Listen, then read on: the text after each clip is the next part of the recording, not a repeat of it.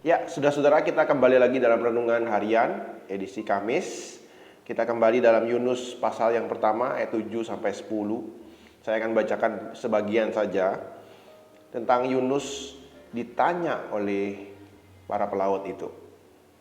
Lalu mereka berkata satu sama lain, "Marilah kita buang undi supaya kita mengetahui karena siapa kita ditimpa oleh malapetaka ini." Mereka membuang undi dan Yunuslah yang kena undi.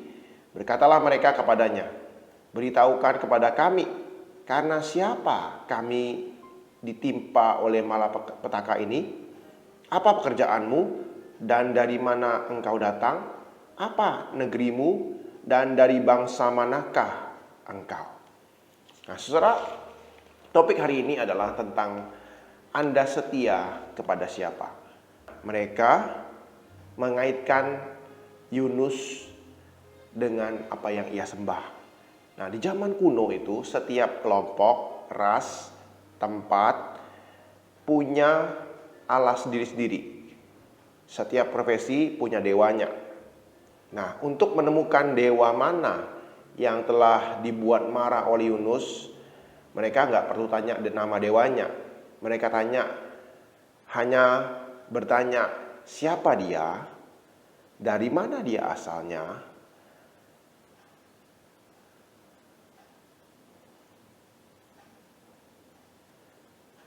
Mereka hanya perlu bertanya, siapakah Yunus? Nah, dalam pikiran orang-orang pelaut itu, Yunus, kalau mereka tahu Yunus siapa, pasti akan ketahuan siapa yang dia sembah. Jadi, mereka cukup mengenal Yunus saja. Nggak perlu mengenal Allahnya Yunus. Gitu. Karena mereka terbatas. Mereka tahu Yunus saja, mereka akan tahu siapa yang Yunus sembah.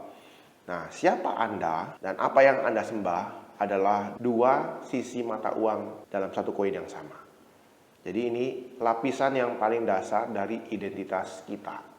Nah, mungkin saat ini banyak orang yang berkata tidak ada lagi dewa-dewa yang disembah seperti itu. Apalagi konteks penulis buku ini adalah orang Barat. Orang Barat kan udah nggak percaya, orang-orang percaya kepada dewa ini, dewa itu, udah jarang. Tapi kita di Indonesia sangat kental dengan hal ini. Kita bisa mengenal seseorang dan bisa mengenal dewa yang dia sembah, seperti itu.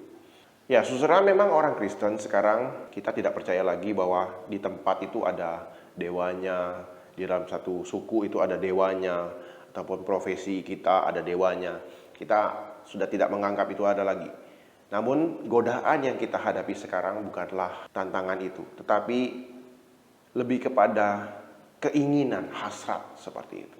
Keuntungan finansial, kecantikan, kuasa, dan sebagainya.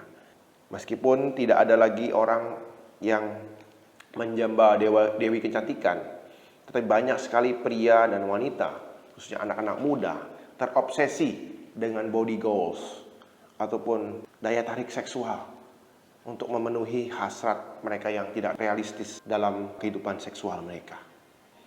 Nah, saudara, dalam pandangan inilah para pelaut itu tidak salah dalam pertanyaan mereka. Setiap orang mendapat identitasnya dari sesuatu. Setiap orang harus berkata kepada dirinya, "Saya penting karena ini." Setiap orang berkata, "Saya bisa diterima karena saya diterima oleh mereka." Tapi apapun ini dan apapun mereka, semua itu menjadi dewa bagi kita. Dan kebenaran yang terdalam tentang siapa kita. Jadi kadang-kadang kita bisa mengidolakan sesuatu sehingga Tuhan itu tergeser. Jadi pelaut itu memang mencari tahu tentang diri Yunus sehingga tahu siapa yang Yunus sembah. Nah, saudara, penulis buku ini bertemu dengan seseorang anak Tuhan yang berkumpul dalam sebuah rapat untuk memulai teknologi yang baru. Nah, secara pribadi mereka sepakat. Mereka sadar bahwa teknologi ini akan menghilangkan banyak pekerjaan bagi orang-orang dan memiliki dampak buruk bagi anak-anak muda yang menggunakan teknologi ini. Tapi mereka agak susah dan terjebak karena mereka sudah sepakat, karena sudah ada investasi, sudah ada perjanjian miliaran dolar. Jadi mereka tidak bisa membayangkan mereka harus cut teknologi itu. Jadi mereka harus mau tidak mau mengorbankan banyak hal. Jadi ketika duit sudah bicara, keuntungan harus dicapai, orang-orang dalam rapat itu meskipun mereka hati nuraninya agak menolak, tapi karena keuntungan, kadang-kadang ini bisa berfungsi sebagai objek agama. Keuntungan, jadi seorang dewa, bahkan semacam keselamatan. Saudara, Alkitab menjelaskan kepada kita bagaimana hal ini bisa terjadi. Kita diciptakan sebagai gambar Allah. Dalam Kejadian 1 ayat 26 dan 27, kita dibuat segambar dan serupa dengan Allah. Tidak bisa ada gambar tanpa ada asli sebagai patokan. Segambar berarti manusia tidak diciptakan untuk berdiri sendiri. Harus ada yang diikuti sebagai dasar dan standar. Kita harus mendapatkan keamanan dan makna dari nilai yang tertinggi di luar dari diri kita. Nah, kita dicipta serupa dengan Allah. Itu berarti kita harus hidup bagi Allah yang benar, atau kita harus membuat Allah sendiri dari sesuatu yang lain di luar diri kita. Dan kita memusatkan diri kita, hidup kita kepada apa yang kita sembah. Entahkah Allah yang benar ataupun Allah yang palsu. Saudara, inilah yang diberitakan oleh firman Tuhan. Identitas diri kita itu mengacu kepada apa yang kita sembah.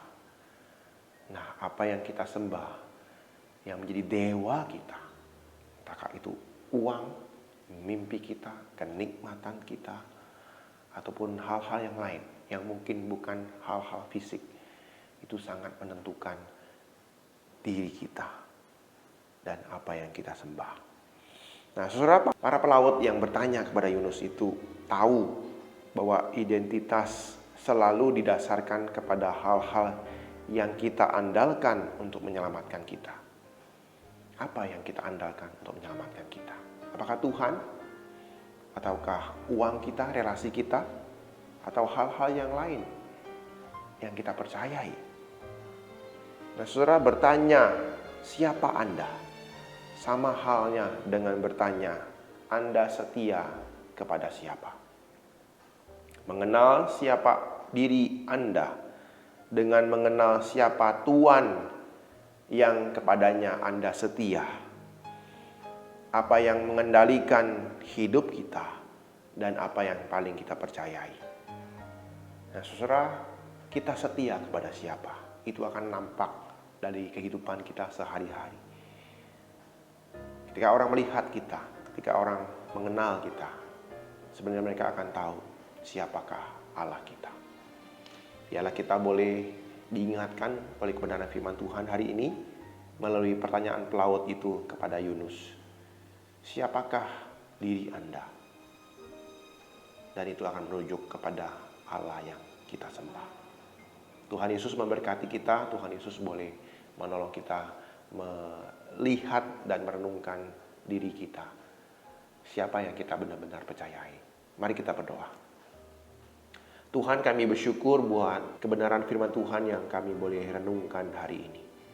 Terima kasih buat kisah dari Nabi Yunus yang Tuhan berikan kepada kami dalam obrolannya dengan para pelaut, mengingatkan kami untuk kami boleh merenungkan siapa diri kami ini, Tuhan, dan kepada siapa kami percaya.